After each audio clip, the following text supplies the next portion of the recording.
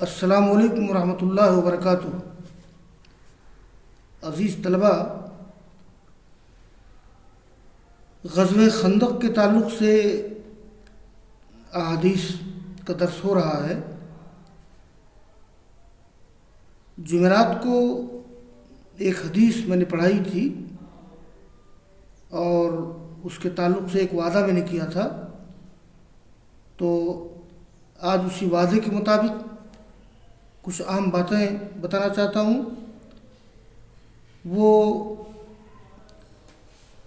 جمعرات کو جو حدیث پڑھائی گئی تھی اس میں معاویہ رضی اللہ تعالیٰ عنہ کی تقریر کا ذکر کیا گیا تھا کہ اس میں آیا تھا کہ فلما تفرق الناس خطب معاویہ، وہ لوگ اکٹھا ہوئے تھے حکومت کے معاملے میں یا عثمان رضی اللہ تعالیٰ عنہ کے قصاص کے معاملے میں، اور جب الگ ہو گئے الگ الگ تو معاویہ نے خطبہ دیا۔ میں نے بتایا تھا کہ معاویہ رضی اللہ تعالیٰ عنہ نے یہ خطبہ دیا تھا سن 37 ہجری میں مقام صفین میں، جب لوگ اکٹھا ہوئے تھے حکومت کے بارے میں اور جو باہم اختلاف تھا اس کو حل کرنے کے لیے، تو اس میں مکہ اور مدینہ کے جو صحابہ کرام تھے وہ اکٹھا ہوئے تھے۔ تو میں نے ذکر کیا تھا، یہ ذکر آیا تھا صفین کا، تو اس تعلق سے ایک دو باتیں ذکر کرنا ضروری ہے۔ یہ علی رضی اللہ تعالیٰ عنہ اور معاویہ رضی اللہ تعالیٰ عنہ میں جو طویل جنگ ہوئی، تو اس جنگ میں کافی جانی نقصان ہوا، تو اس کے بعد پھر دونوں کے درمیان ایک معاہدہ ہوا تھا جس کو کہتے ہیں معاہدہ تحکیم، یعنی ایک معاہدہ ہوا تھا جس پر راضی ہو گئے تھے دونوں لوگ۔ تو میں اسی معاہدہ تحکیم کا ذکر کر رہا ہوں۔ اصل میں معاہدہ تحکیم کے سلسلے میں جو مولانا ابوالعلا مودودی وغیرہ ہیں، ان لوگوں نے اس کی ایسی تصویر کشی کی ہے کہ جس میں عمرو بن عاص رضی اللہ تعالیٰ عنہ کی انتہائی فراڈی اور مکار ثابت کرنے کی کوشش کی ہے، لیکن بات ایسی نہیں ہے۔ دیکھیے کہ کن کن چیزوں پر معاہدہ ہوا تھا۔ دیکھیے، جنگ صفین کے بعد تحکیم یعنی ثالثی کے لیے حضرت علی رضی اللہ تعالیٰ عنہ نے اپنی طرف سے ابو موسیٰ اشعری کو اور معاویہ رضی اللہ تعالیٰ عنہ نے اپنی طرف سے عمرو بن عاص کو نمائندہ مقرر کیا۔ کافی خورزی ہوئی اور یہ طے ہوا کہ بھائی دو لوگوں کو حکم مان لیا جائے اور وہ جو فیصلہ کرے مان لیا جائے۔ تو یہ جنگ صفین کے بعد تحکیم کے لیے یعنی فیصلہ کرنے کے لیے علی رضی اللہ تعالیٰ عنہ نے اپنی طرف سے ابو موسیٰ اشعری کو اور معاویہ رضی اللہ تعالیٰ عنہ نے اپنی طرف سے عمرو بن عاص کو نمائندہ مقرر کیا۔ دونوں صحابہ کرام نے صورتحال کا جائزہ لینے کے بعد یہ 4 بنیادی فیصلے کیے تھے اور یہ فیصلے بڑے عام ہیں۔ دیکھیے، نمبر 1، عثمان رضی اللہ تعالیٰ عنہ کی خون کا قصاص واجب ہے اور حضرت علی کی خلافت عملاً درست ہے، یہ پہلی دفعہ تھی۔ اور نمبر 2، حضرت علی اور حضرت معاویہ رضی اللہ تعالیٰ عنہما دونوں نے اجتہادی غلطی کی ہے۔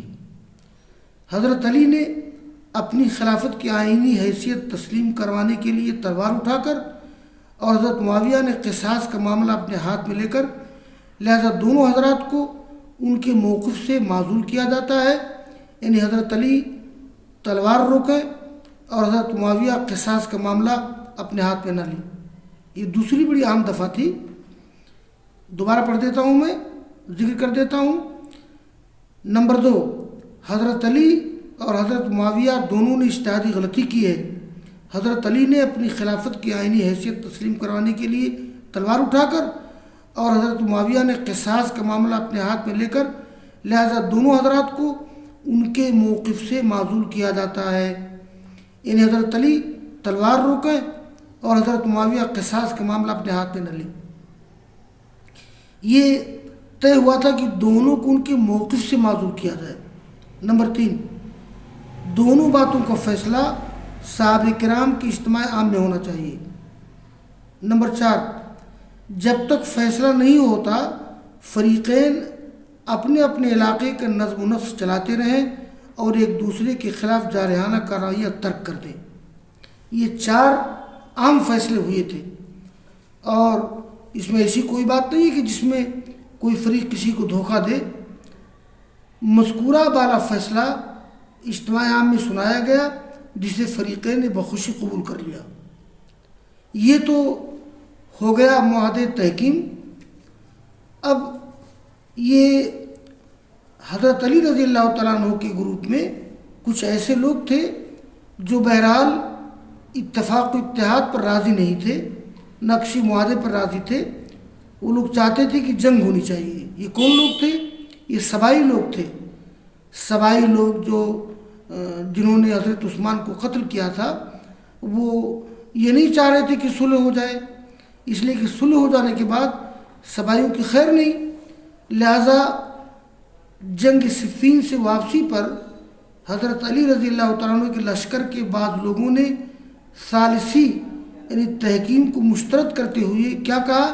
لا حکم الا للہ، یعنی فیصلے کا اختیار اللہ کے سوا کسی کو نہیں ہے، اس کا نعرہ بلند کیا، اور اس معاملے میں تشدد اختیار کی کہ جو کوئی حضرت علی کے موقف کی حمایت کرتا اسے قتل کر ڈالتے۔ حضرت علی کے ان باغیوں نے اس اختلاف کی وجہ سے عبداللہ بن خباب اور ان کی حاملہ لونڈی کو قتل کر ڈالا۔ خوارج دریائے نہروان پر جمع تھے۔ حضرت علی نے عبداللہ بن خباب اور ان کی لونڈی کے قتل کا قصاص لینے کے لیے ان پر چڑھائی کی۔ بہت سے خارجی مارے گئے، جو بچ گئے فرار ہو گئے۔ اس طرح سے حضرت علی کا تقریباً تمام عہد حکومت جنگوں اور لڑائیوں میں گزر گیا۔ اور یہ جن لوگوں نے حضرت علی رضی اللہ تعالیٰ عنہ کی فوج سے الگ ہو کر کے ان سے بغاوت کی تھی، ان کو خارجی کہا جاتا ہے۔ اصل معاملہ یہ تھا کہ یہ لوگ نہیں چاہتے تھے کہ حضرت علی میں معاویہ میں صلح ہو جائے، اور جب ان لوگوں نے ایک صلح کا راستہ ہموار کیا تو یہ لوگ ناراض ہو گئے حضرت علی سے، اور بلکہ خوارج یہیں سے پیدا ہوئے ہیں۔ خوارج مانے ہوتے ہیں باغی۔ تو ان لوگوں نے ایک مقام ہے، یہ مقام حرورہ میں جا کر کے پناہ لے لی، اور اسی لیے ان کو فرقہ حروریہ بھی کہا جاتا ہے۔ اور ان لوگوں نے طے کیا کہ علی اور معاویہ دونوں کو قتل کر دیا جائے۔ بہرحال علی قتل کر دیے گئے تھے، بعد میں معاویہ بچ گئے تھے۔ آگے ایک چیز اور ہے، 14 ہجری میں حضرت علی اور حضرت معاویہ کے درمیان صلح کے لیے باقاعدہ خط و کتابت ہوئی، پھر مذاکرات ہوئی اور طے پایا کہ عراق میں حضرت علی کی حکومت ہوگی اور شام میں حضرت معاویہ کی، اور ان دونوں میں سے کوئی ایک دوسرے کے خلاف نہیں لڑے گا۔ دونوں بھائیوں میں صلح کے بعد حالات مکمل طور پر پرسکون ہو گئے۔ اس طرح سے صلح ہو گئی، حالات پرسکون ہو گئے۔ جنگ نہروان میں زندہ بچنے والے خارجیوں میں سے 3 مکہ معظمہ میں اکٹھا ہوئے اور باہم عہد و پیمان کیا کہ امت مسلمہ کو فتنوں سے بچانے کے لیے 3 سرداروں کو، یعنی حضرت علی، حضرت معاویہ اور عمرو بن عاص کو قتل کر دینا چاہیے۔ عبدالرحمن بن ملجم مصری نے حضرت علی کو حضرت علی کو، اور برق بن عبداللہ تمیمی نے حضرت معاویہ کو، اور عمران تمیمی سعدی نے حضرت عمرو بن عاص کو قتل کرنے کی ذمہ داری لی۔ 16 رمضان جمعہ کا دن اور نماز فجر کا وقت مقرر کیا گیا۔ مقررہ تاریخ اور وقت پر برق بن عبداللہ تمیمی نے دمشق کی مسجد میں حضرت معاویہ پر حملہ کیا۔ حضرت معاویہ کا زخم مہلک نہیں تھا، لہذا علاج کے بعد معاویہ بصیحت ہو گئے، قاتل پکڑا گیا اور قصاص میں قتل کر دیا گیا۔ عمر بن بکر تمیمی نے مصر کی جامع مسجد میں حضرت عمرو بن عاص پر حملہ کیا، لیکن اس وقت عمرو بن عاص بیمار تھے، ان کی جگہ خارجہ بن حبیبہ امامت کروا رہے تو شہید ہو گئے اور عمرو بن عاص بچ گئے، قاتل کو قصاص میں قتل کر دیا گیا۔ کوفہ میں عبد الرحمن بن ملجم نے حضرت علی پر قاتلانہ حملہ کیا، حملہ زبردست تھا۔ اگلے روز یعنی 17 رمضان مبارک 14 ہجری کو حضرت علی یہ شہید ہو گئے۔ حضرت حسن، حضرت حسین، عبداللہ بن جعفر نے مل کر غسل دیا۔ حضرت حسن نے نماز جنازہ پڑھائی۔ تدفین کے بعد اہل علم میں اختلاف پایا جاتا ہے۔ غالب گمانی کہ حضرت حسن نے خارجیوں کے خوف سے کہ کہیں میت نکال کے بے حرمتی نہ کرے، نامعلوم جگہ پہ دفن کر دی۔ واللہ اعلم بالصواب۔ امیر المومنین حضرت علی کی وصیت کے مطابق قاتل کو قصاص میں قتل کیا گیا۔ اس طرح حضرت علی کا عہد خلافت 4 سال 9 ماہ اور 18 دن پر مشتمل ہے۔ یہ تھوڑی سی بعض تفصیلات تھیں جو میں نے طلبہ کے سامنے رکھی۔ خلاصہ یہ ہے کہ حضرت علی رضی اللہ تعالیٰ عنہ اس طرح سے قتل کر دیے گئے اور ان کے قتل کے بعد لوگوں نے حضرت حسن کے ہاتھ پر بیعت کی، اور ایک ایسا نازک موقع آیا، اس بات کا اندیشہ ہو چلا کہ شاید حضرت حسن اور معاویہ میں خورش جنگ نہ ہو جائے، لیکن حسن رضی اللہ تعالیٰ عنہ کے بارے میں ایک پیشن گوئی اللہ کے رسول نے کی تھی کہ ان ابن حاضہ سید و شباب اہل الجنہ سیسلو بین فیتن عظیمتن المومنین، یعنی یہ میرا لڑکا جو نوجوانوں جنت کے نوجوانوں کا سردار ہے، ان قریب امت کے مومنین کے 2 گروپ میں صلح کرائے گا۔ چنانچہ یہ پیشن گوئی سچ ثابت ہوئی اور حسن رضی اللہ تعالیٰ عنہ نے معاویہ رضی اللہ تعالیٰ عنہ نے دونوں نے مل کر کے صلح کی۔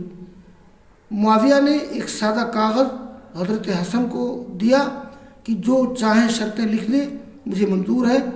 بہرحال انہوں نے کچھ شرطیں لکھی، صلح ہو گئی اور حسن رضی اللہ تعالیٰ عنہ دستبردار ہو گئی خلافت سے۔ اس کے بعد پورے عالم اسلام کے خلیفۃ المسلمین معاویہ رضی اللہ تعالیٰ عنہ قرار پائے۔ معلوم ہونا چاہیے کہ معاویہ رضی اللہ تعالیٰ عنہ 20 سال تک تو گورنر تھے اور 20 سال تک وہ خلیفۃ المسلمین رہے، 40 سال تک قیادت انہوں نے کی۔ جب ان کی خلافت پر اتفاق ہو گیا، اس کو لوگوں نے عام الجماع قرار دیا ہے اور امن و سکون سے امت مسلمہ زندگی گزارنے لگی، یہاں تک کہ ان کی وفات کے بعد جب یزید رحمہ اللہ خلیفہ ہوئے، پھر فتنے شروع ہوئے۔ تو اس موضوع پر طلبہ کو مطالعہ کرنا چاہیے۔ حافظ صلاح الدین یوسف رحمہ اللہ کی کتاب ہے خلافت و ملوکیت کی تاریخی و شرعی حیثیت، علماء طلبہ کو اس کتاب کا مطالعہ کرنا چاہیے۔ خلافت و ملوکیت کی تاریخی و شرعی حیثیت، یہ کتاب دلی سے شائع ہوئی ہے، مرکزی مکتبہ ترجمان نے شائع کیا ہے۔ اس کتاب میں مولانا ابو العلا مودودی رحمہ اللہ کی جو کتاب خلافت و ملوکیت ہے، اس کتاب میں جو گمراہیاں ہیں اور جو خامیاں ہیں ان کی اصلاح کی گئی ہے، ان کا جواب دیا گیا ہے۔ اللہ تعالیٰ ہم سب لوگوں کو قرآن و حدیث کی روشنی میں، صحیح اسلامی تاریخ کی روشنی میں قرون اولیٰ کی تاریخ کے مطالعہ کی توفیق عطا فرمائے۔ آمین، تقبل رب العالمین۔